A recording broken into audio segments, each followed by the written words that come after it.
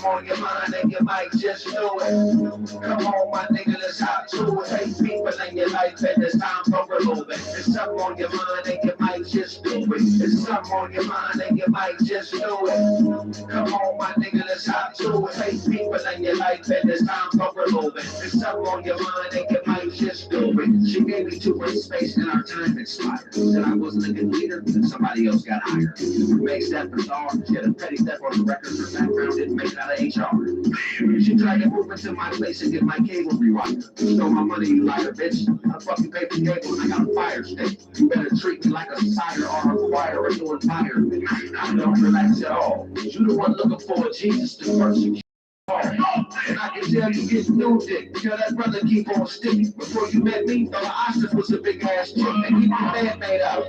I like this drug. It's what gave me stitches. Boy, thought you could have turned the money and waited to a kitchen. What about the other room? If you emptied out your purse, your money couldn't fill a smoke. It's something on your mind and you might just do it. Come on, my nigga, let's hop to it. Hey, people in your life and it's time for removing. It's something on your mind and you might just do it. It's something on your mind and you might just do it. Come on, my nigga, let's hop to it. Hey, people in your life and it's time for removing. It's something on your mind and you might just do it. Yo, yeah, man, we back, TV land. We are back, man. Right here live on the red couch, man. We are back. Yes, sir. It's your favorite host in the building, CEO Nino Cappucino, aka Body Hunter BJ the brand, man. Sitting right here on the red couch with Mr. Keith Smith himself, man. Kraig. Actor, excuse me, blooper of the day, Kraig Smith, that is. My bag, man. Correction. Kraig Smith, man. Actor, comedian extraordinaire, man. In the building, sitting right here in the penthouse with Nino Cappucino, aka Body Hunter BJ the brand, man. It's a pleasure, man, as always. Okay, man, we took that little break for a minute. We're gonna jump right back on in on the spin part of you know how you jumped into your entertainment field of acting and your comical scene. So in closing, we talked about your first shows coming out of high school and junior high school and high school and how you obtained your first shows. And then once you left college and how out of college you had that vision that you really want to do this and you start getting down and you had your first stand-up. And after that first, take us on that journey. Take us on when you did your first stand-up, what was it like? What was the rush like, should I say? Man, so the first time I went on stage, I was just roasting and shit. But the first time I really did stand up, where I was at the Comedy Union, that was for a Memphis Wills show. So when you first start being a comedian, they have what's called bringer shows. You know, where you show up to the where you book a show, but you got to bring people to come. You know what I'm saying? So the promoters will book 5 or 6 people who are new, and they all bring their audience and come together. There you got a show. So I did Memphis Wills show at the Comedy Union Mondays. 3 minutes of stage time. I brought like 50 people. Everybody knew I was funny from just regular life, so everybody came to see if I was really gonna try it. And like 50 people came, and that was my first experience in a real comedy club. The other part I told you about was just at like a little bar they do comedy at, but this was at a comedy club called the Comedy Union. And I did really well, you know. I didn't have no jokes, but I was just roasting again, you know what I'm saying? But I did really well. That was like my first official club, and that kind of got me hooked on doing it and getting better. So get this shit in frame.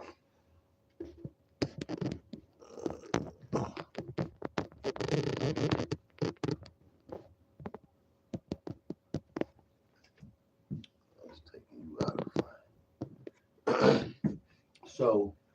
So going into the aspect of your show was once you did that, was it a time where you like this? Because even in music, from music to film, as a film writer or creator, you can get writer's block. Right. When you started out in your comical moments, were you writing your material? Because I heard you say twice you was basically freestyling. You was improvising from the head. You was just like you could see a nigga's shoes. If his shoes ran down, you would boom, get on his shoes. Yeah, right. So what was it like when you had to actually started really dissecting how to write material? Yeah. Because you know you got to be on stage for an hour. Right. Let's say like you the headliner. So when you come out, you got a 30-minute section. Right. As opposed to a 10 or 15 or a 7. Right. You got a 30-minute. Right. And when it comes to us, our culture, black folks, you gotta be on point. Because your attention span, boy, be like this. Yeah, Man, be like, nigga, boo you in a second. Yeah, real shit. It's just like you coming out the gate, it's got to be something that's going to gravitate to their attention. Right. You know, for me, that took some years. It took me about like 7, 8 years to get to a point where I kind of grasped, okay, how you really work a set and build a set. You know what I'm saying? Because before, when I was a younger comedian, it would just be random jokes. I just go work out on random jokes and then put a bunch of random funny shit together, and then that's a set. But that ain't comedy. You know, comedy is having like a voice. You know, a particular point of view where people can identify it, even if it ain't you. Somebody stealing your shit, somebody can hear it and be like, "That's some shit Kraig would say." Right. You know what I mean? So having that point of view, you know what I'm saying, that took some digging. And what sparked it for me, where I was recollecting an argument that I got into with a broad. When I was 20 years old, I was in love with this broad. You know, I always been a player, but you know, I still got a heart. Ain't that they got a heart like Hitler? You feel what I'm saying? So, I was fucking with this broad, and Christmas came. We had been together for like a year. She gave me a Christmas list. It was 30 items on the Christmas list. I bought 29 of them motherfuckers, trying to make my broad, you know, happy and shit, right? So the one item that was missing, she was mad about. We just got into an argument about it. We was going back and forth. So despite the consideration, he made all 29. He just missed one. Despite that. Right. So you know, so I think every man has his moment. He just don't identify it the way that I do. You know, so we going back and forth. We arguing. And like in the process of arguing, I'm like, man, you really? I said, you know what, man, I did. You know what I'm saying? I mean, you know, I'm really just trying to make you happy. But you know what I'm saying? If you're not happy with this and you feel like I owe you something, then bitch, you need to get it from God. So you went from the BABBY to the other thing, huh? Bitch. Yeah, bitch, you better get it from God. All the too short come up out of it. Yeah. So, but then I thought back on when I said that because it's always stuck with me. I didn't plan on saying it. It just came out. And then I just realized that what I'm passionate about in life is that, you know, I'm the type of nigga that's always going to give my best effort when I'm doing something. But it's always people who don't have enough life experience to understand what that effort means. And they feel like you owe them more than they can give themselves. So ain't no way you owe them more than they can do for themselves. It just don't, that ain't how life works. Right, you know that's right. They don't sum up that way. And that's the get it from God moment. When you dealing with a motherfucker that feel like that you owe them, that you supposed to do more for them than they can do for themselves, that's when you tell a motherfucker to get it from God. And that's when I found my voice in comedy. It was like, oh, that's what I focus in on all situations. And if I'm dealing with people, my mind is automatically wired to figure out if this is the type of dealing with. So in my comedy and even in my music, I'm identifying the get it from God moments. Whether it's me that's expecting too much, whether it's the situation that's expecting too much, it's about the accountability of realizing that, hey, this man, I ain't no more I can do for you. At this point, I'm just perpetuating failure. You know what I'm saying? A failure or a failure perception or error in perception. So rather than just continue to stretch out some shit that ain't no good, I'm gonna just let you know to get it from God. And if you take it as a diss, that lets me know the level of accountability you have, because I live my life. One of the things I live by is this African parable that says that we are all gods having a human experience. And so when I say get it from God, I'm really telling you to get it from yourself. Like, right, that could be a prayer and soul. Yeah, you know, it got to be necessarily physically or material wise. It could be eternal prayer and soul. Get it from God. Like, yeah, straight you at your rock bottom, you just like myself. You gotta take it to him then. It's straight out. So Because we done all been there. Nigga, I done been out here years ago. You know, I done been up, finally down. I done been out here, been out here grinding with no money, nigga, and I'm still out here. So can't nobody tell me that they can't do it. that's right. And they did it. I can't even. You feel? We all get down and all that. Sometimes we need help. I'm not talking about that shit. But when a motherfucker try to lean on you like you got some special hookup that you didn't earn or work for, I try to keep them motherfuckers away from me, Come man. on, man. They don't understand the hustle, bro. Yeah. And the crazy part about it, I'm in so much agreement with you with that because it was just as easy for you to get off your ass, say, homie, I'm going with you. Right. Fuck this shit. Don't leave me behind. Nigga, I'm Right. going with you. Straight out. Whatever doors we got to kick down and knock down, nigga, Yeah. the hustle, I'm going with you. Yeah. Now, by right, you can sit right here, nigga, and tell me I owe that to you because you're right. You've been right here with me. And as a homie and a supporter, and if I'm up and I don't see that, that's just playing that greed out of my behalf. You feel me? Right. Where I ain't handling my business like I'm supposed to. Right. But yeah, you're right, man. It's like niggas don't get that, understand that, man, that when you make a choice to take transition in your life and take change and growth in your life, and you choose not to, then you're not gonna hold me back. Hell no. Yeah. You're not gonna sit there and sustain me to a level that you want to be on because that's your choice. And then you're gonna try to bed it in my head. Like I owe you. Yeah, like I owe you and I gotta feel guilty. Yeah, because then now the way that my brain is programmed now, if I'm getting too much of that, now I feel like, oh nigga, you must be planning a jack or something. You feel like nigga, I'll kill you, nigga. You ain't finna take nothing from me. You know what I'm saying? But so you really gotta, you really gotta, as a man, as you get older, you know what I'm saying? I'm learning what you already know. It's like this shit because you really understand the gravity of how people are. You know what I'm saying? And you really realize that certain motherfuckers, they don't have no problem being a weight on somebody. Matter of fact, a nigga lean on you till you ain't got the energy to hold them up no more. And then when you fall, they on to the next motherfucker. On to the next, man, because that's what they do. Yeah. So it's like, no, man, I'm not playing. And it ain't no negative on the person, but you gotta be strong enough to understand that this ain't my battle, nigga. And you ain't finna get me upset to arguing and like it's my battle. No, nigga, especially the more ignorant it is, it's like them type of motherfuckers try to get you emotionally wrapped up into the shit that they going through. And when you chunking them with a nigga and pulling a pistol on a motherfucker and wasting precious moments in your life trying to fight another man's battles and shit. Like, no, nigga, you got to get that on your own. Get it from God. Right. So going into your phase of critiquing your writing material, critiquing your stage appearance, where was it when you connected with Bu Capone, crazy ass man? Shout out to our homie Bu Capone, man. Let me land, man. Man. You be you. You bitch you. You bitch you. Let me land, you bitch. Yeah, Bu watching right now. So where you fish out bubble out food, you Black Rodney Dangerfield. Bu Capone is the most naturally funny motherfucker I ever met.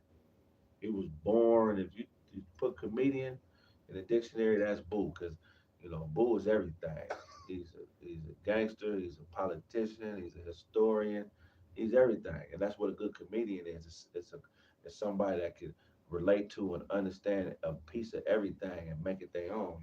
Amazing. So I became aware of Bu Capone as a child before I got into comedy, just his music and shit like that. Then I met him at the comedy store because everybody that know Bu is a savage roaster. So he used to just be at the all the comedy clubs heckling the comedians, right, in the audience, banging on motherfuckers, and that's how I became acclimated with Bu.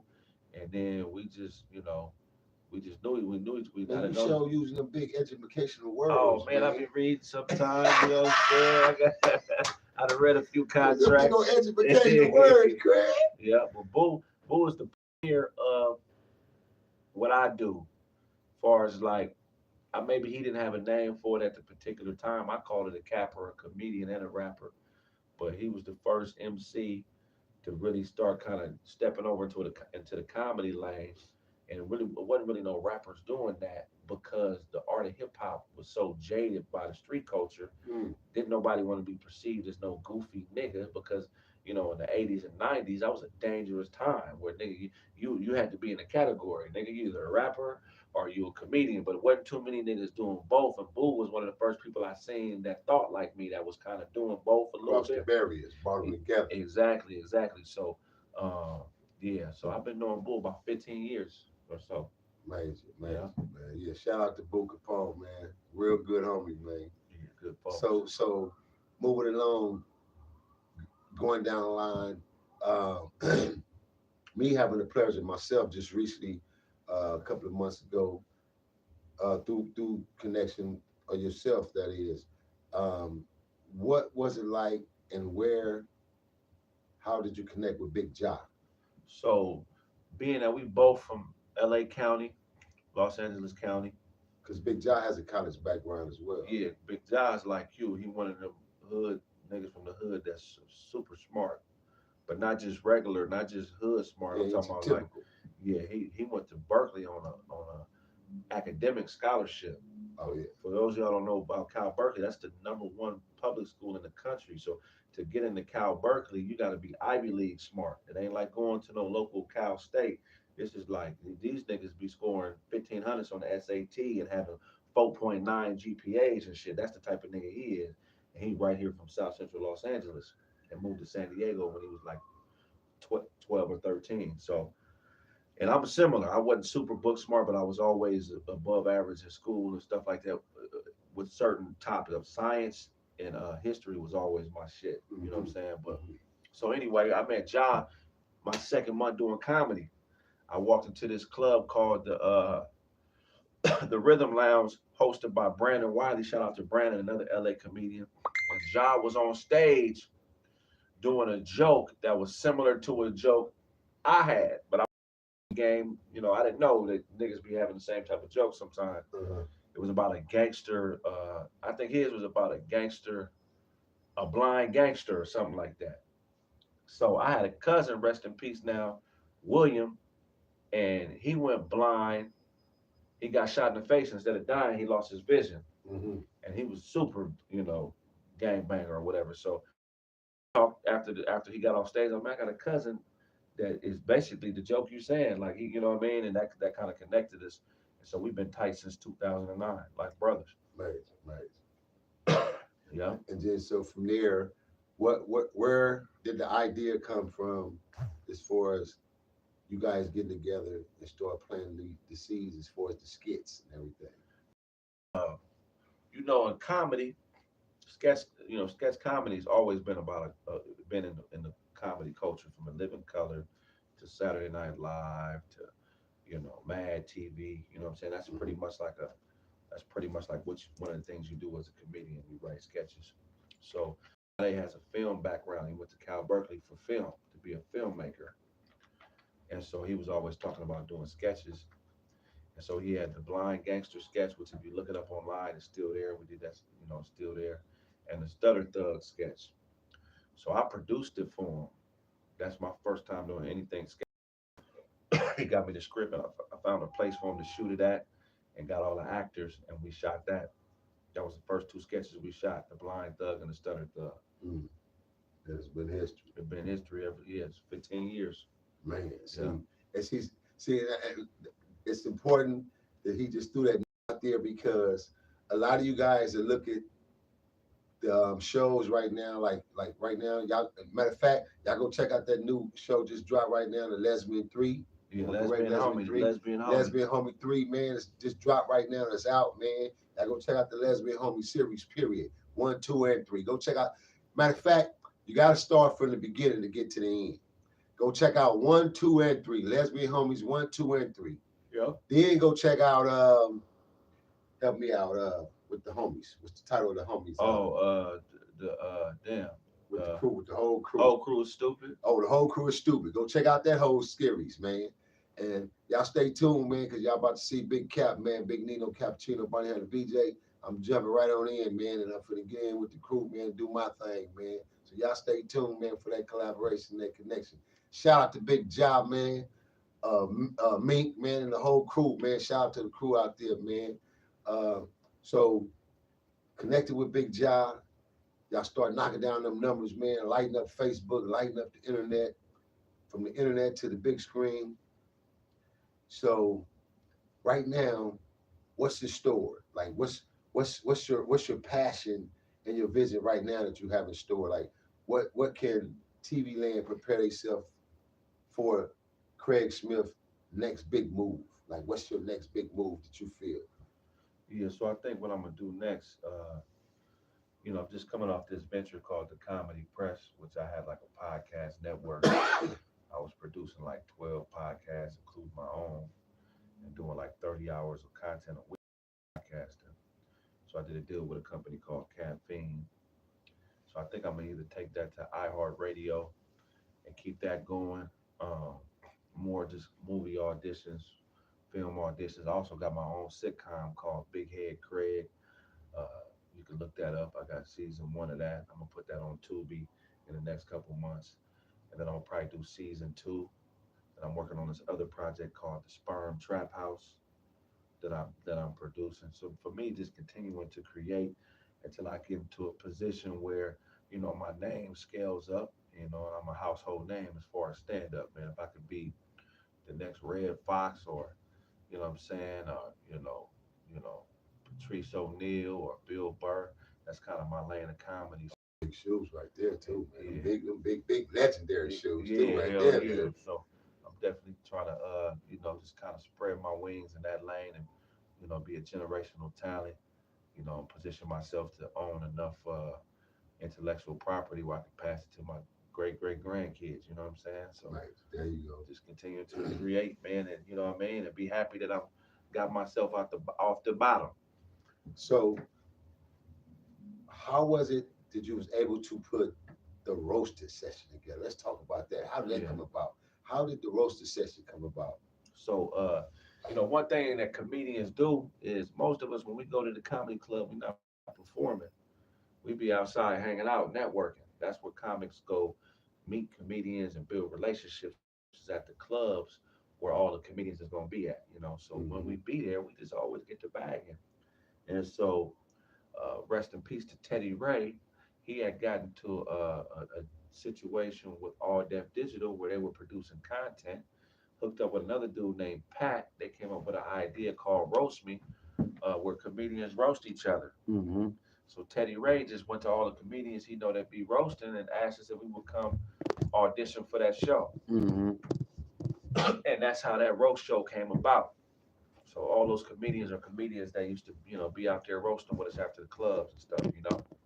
So that was like some like sort of like the after party of comedy then. Well, not even really after because we be out there the whole time. Like most comedians ain't going up to the club to watch another comedian perform. Niggas won't even go in the club. We be outside that motherfucker the whole time. And then when the Why? show, Why is that though? it's just more because you want to get your comedy.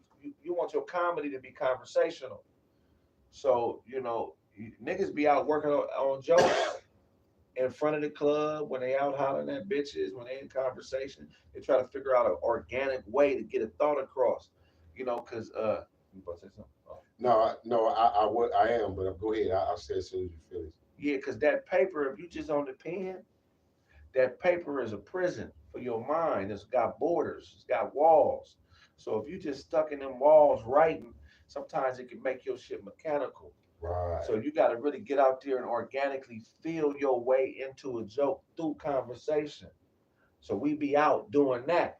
Like the physical, like physically involved in the characteristics. Because what I was saying was, as a method actor, when they trained us, when I was going to training in academies and schools, and a lot of my characteristics was already embedded in me because coming out of the ghettos, growing up as a kid, seeing the things I seen, then I knew how to, on camera, off top, I knew how to cry.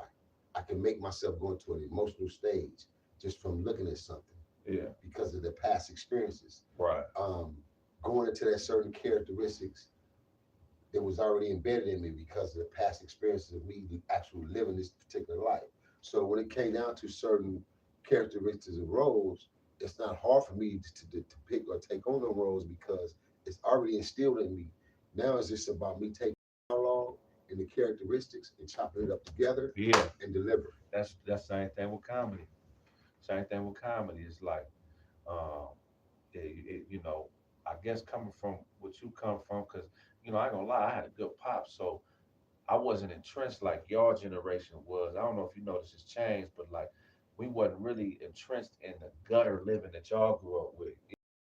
For us. Right. You feel me? So for me, some of the shit I gotta find.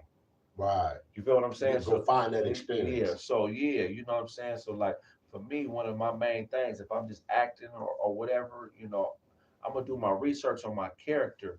I do the same thing with my jokes. If I'm speaking on a topic, I'm never just gonna say something regardless of how provocative it may sound, ain't supported by some type of facts. Mm. So whatever I do, whatever I say or decide to do, I always got to support it with something concrete. You know what I'm saying? So I be out here wacky saying some crazy shit that you may think is delusional, but I'm gonna find something scientifically, historically, mathematically that can support me having this opinion. And Mm. and the same thing when I make the choices as an actor. If I decide to be if I'm playing a scumbag, I'm not just gonna be a scumbag. Like I'm gonna research why is a scumbag a scumbag. Mm. Oh, childhood trauma. Okay, well, what type of trauma does my character have? His mother neglected him and his father left him. Okay, well, why did his mother neglect him? Because maybe his father was a schizophrenic who didn't have the ability to love a family because maybe his biological makeup was off. So he left the family not because he was a bad man, but because he had a mental condition.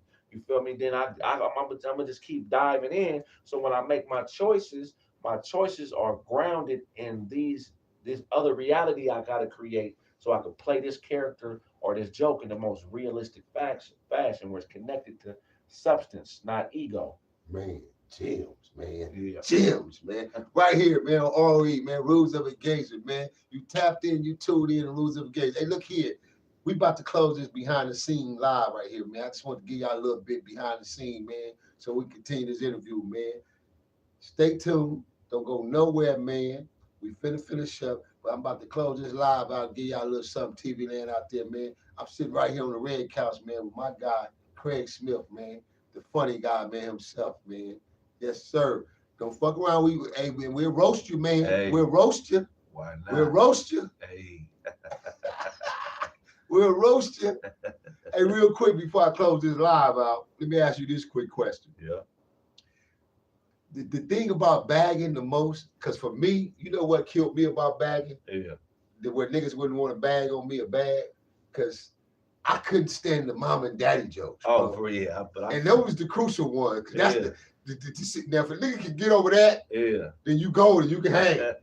So I had to grow into that shit. Yeah. And eventually I became a bag on my damn self. Yeah, and I'm getting fucked up. I'll take a nigga ass down. Hell yeah. Me? But I had to grow to that because my temperament and my attitude, man, nigga, what you say about my mama? Big, mama, I'm just playing, homie. You don't play with me like that, motherfucker. Feel me? That's my dad. My dad always say, I ain't no motherfucking joke.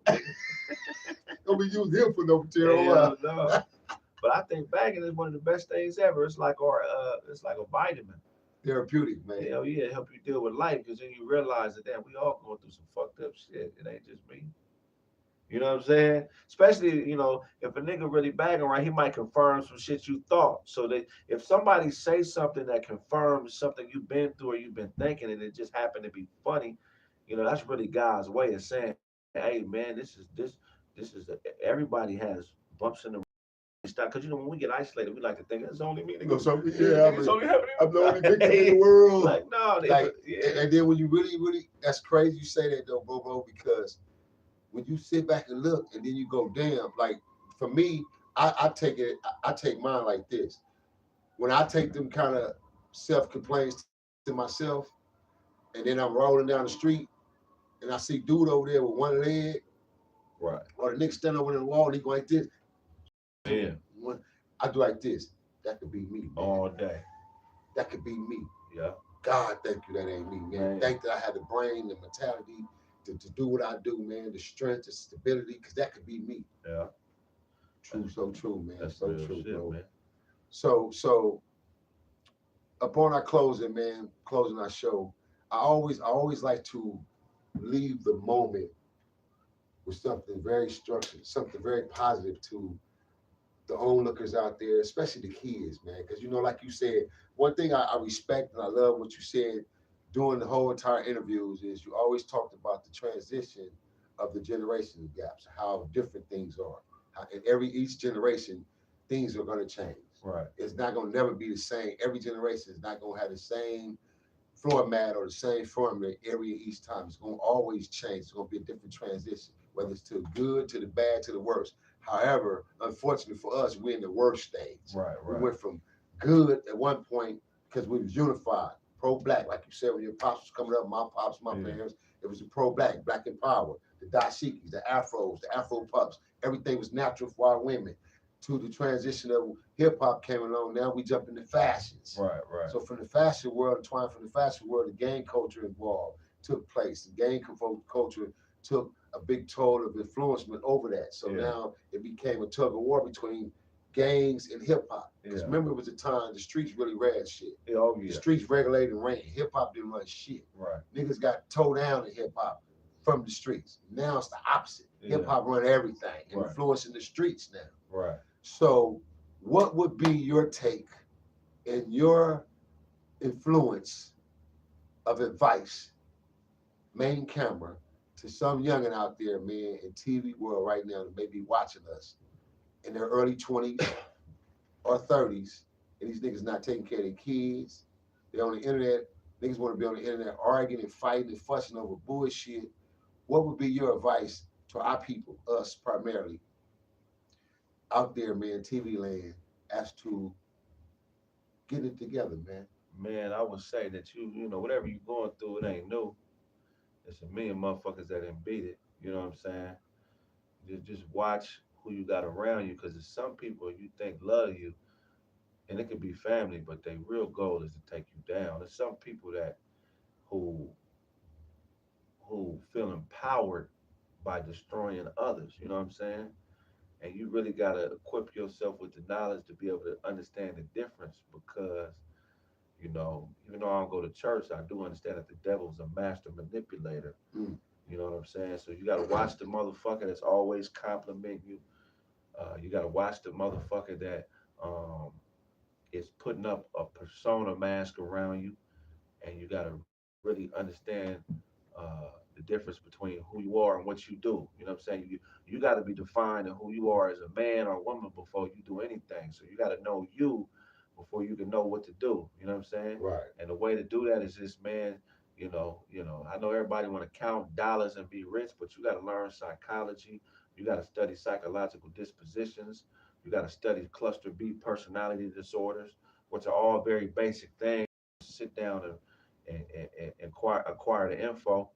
Um, and then once you understand that, just always be a part of something that's bigger than yourself. You know what I'm saying? Don't nobody want to do business with or fuck with nobody that's just about themselves. Always looking about what they could gain and what's in it for them. I mean, we do things for selfish reasons, for individual expression, but you know, at the end of the day, everything you do got to be laced with something that somebody else can benefit from. You know what I'm saying?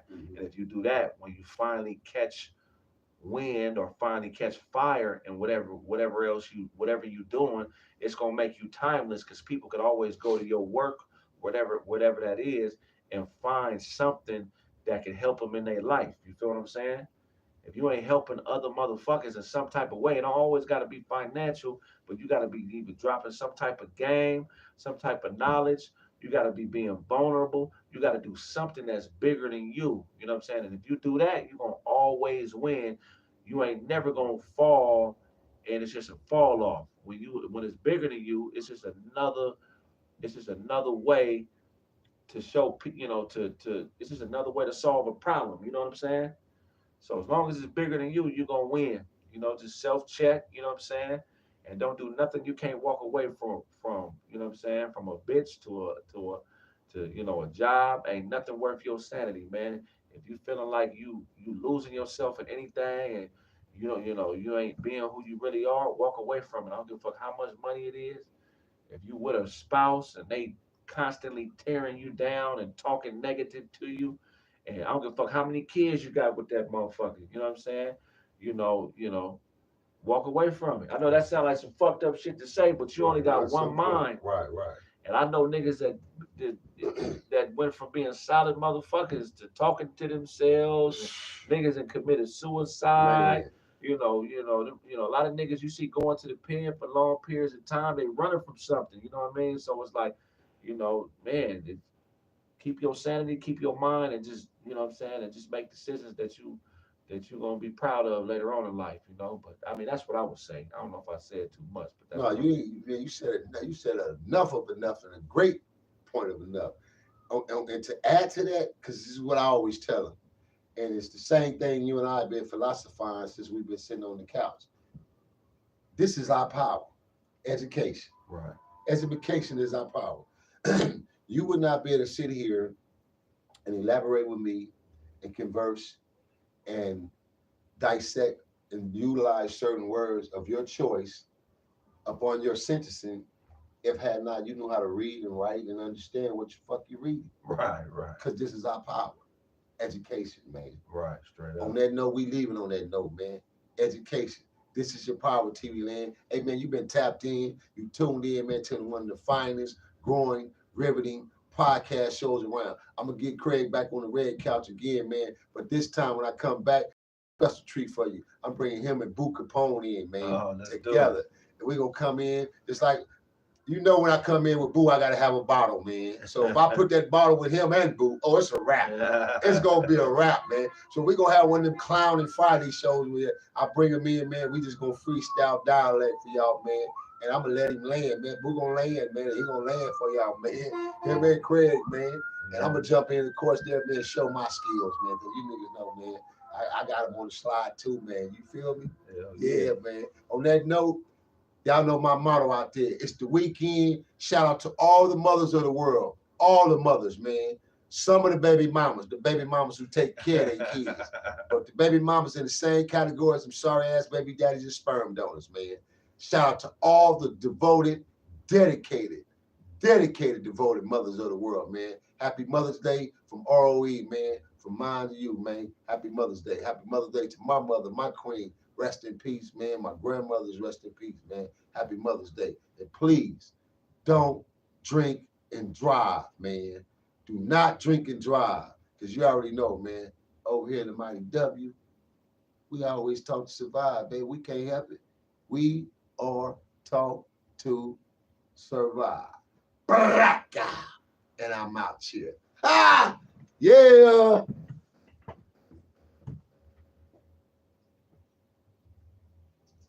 The Nigerian niggas, I promise your girl the work. You are my queen. Nigga Legos trained for a pound of bonzo bait. Delusion. Cause he was just out for a bitch's blood like a trans in a transfusion. Flame. I convinced her to tiptoe. Study heard her toe ring. This is our bitch. Did you know that she sings? Go ahead and sing, baby. That's the lullaby of another guy. Versus a supply. Lady, why? When it's time to be accountable, say it's time. And when I ask you about it, you say, don't cry. Another report, I seen one of the names on your credit report.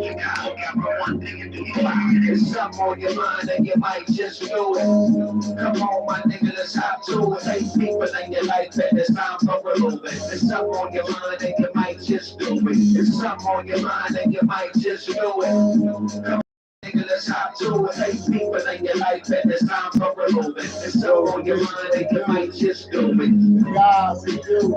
What's happening? God. Get up in here. Hey, man. Found the other big Fat Pack, I see you, Fat. Yeah, man, I gotta get this weight off, man. They about to 506. start, you know where I'm from? They call me Pac-Man. They about to start calling me Fat Man. All day. No, that's my boy. That's his name on here. Oh, okay. When I'm riding, when I'm sliding, now 106 with Tino keep me gliding. Top boy, they got the settle the score. Eric and BG got it cracking. I open up the door. My guy say, you want to find a real nut right there, Cap. He say, who is that? Let me shout out to HT, who the hood? HT through the hood. He said, you done want to find a true asshole. This nigga silly, bro. Straight out, man. That's real shit, man. Hey, Yeah, we appreciate the support, man. DJ Vegas. Yeah. Look in the building. Jack Box. Joe Dirty. Hell yeah. He said real, this nigga a real ass. What you on? What site? IG. You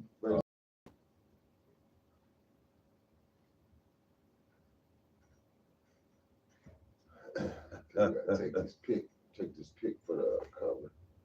Shoot this phone. Let's do it. Your phone got a self timer on it? You got iPhone, right? Yeah, I ain't never used it. How you use it? I think you gotta set the time for the photo.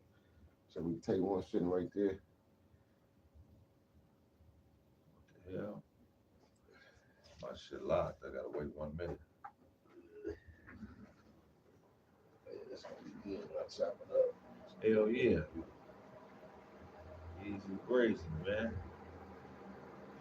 So I call that nigga Bu see me, he gonna be like, nigga, I'm coming back home. Hey. I'm gonna come home and do my shit. That nigga Bu's a fool, man. Man, I'm the only nigga got that nigga. The first interview got him in there and really did an interview on it. You know that nigga clown. Yeah. You won't be able to interview that nigga, man, because he'll go on one. Yeah. Nigga in private in a minute, get to talk of this shit. Oh yeah, he gonna go. But man, I got that nigga on the red couch, man. I put that bottle in that nigga head. Oh man, that nigga went on one. Man. But listen, man, that nigga had me, man, there was about 5 niggas in here. Nigga was on the floor when he got to talking about bubbles, man. Oh yeah, he did a story about the monkey. Yeah. I had to stop and me and everybody just hold on, boo. You my nigga that I know, you don't do a line like bubbles, boo. Nigga! You got it, nigga! He said, Kadada Jones was my bitch. Nigga, Kadada! I had to throw back all of them niggas. He told you Michael Jackson beat up Tupac. Man, all that, but I got on my shit. Man, nigga say, man, Park. He said, nigga, you think Mike was scripting? He had to get the voice with Mike. The voice is fake. And the voice is fake. I heard that. Yeah, I heard that. That's the first time I heard. That's why when he said it, it gave confirmation. Bro, Niggas be forgetting he from Gary, Indiana, nigga. Yeah, you know, that's like Watts, niggas. Yeah, ain't no niggas. Gary ain't no joke. And he had all brothers, nigga. So you know you had to have some hands. Yeah, I would. Man, that nigga had me dying laughing, man, when he said Mike fired on Tupac. You're out of here, man. Yeah, I'm kissing. What you edited on Premiere? What you edited on Premiere? When I get ready to edit, yeah. You do all your colors correcting this shit? Yeah, but I got Laura. I got what's his name? No Jumper. I got one of his editors getting down for me. Female. Is that right? Yeah, she just started cutting my shit the last 2 weeks. What you charging? A little bit of that. Oh, okay. Yeah, I've been up there. I can connect with you to it. If you need some work, then I can connect it to you. Yeah, I got a few people I use. I'm always looking for somebody though. What I love about her, bro, is I can't work with people.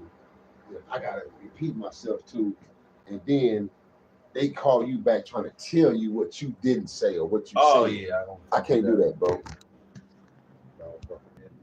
Oh, I had the internet still going. I didn't even connect. The new editor did.